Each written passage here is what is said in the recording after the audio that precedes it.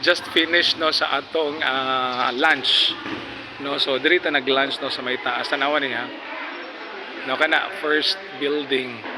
So din ta nag-take og lunch. Wala ka ko kakuha kaganina no, well nagkaon day ta.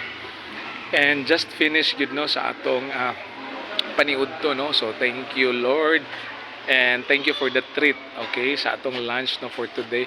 Yung atong location karon is Gymnasium no. This is Bago of Tayasa, Negros Oriental. So this is our schedule no for Tuesday.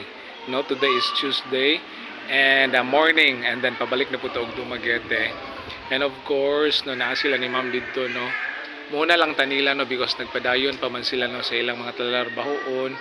And of course, no nice kay ang weather karon no. Init ang panahon. So we need to cover up no sa atong kaugalingon no because covered ta no, so mag-jacket ta no because init kay nga tanan, okay? So pabalik na Dumaguete, but of course mahapit pa ta og Amlan, okay?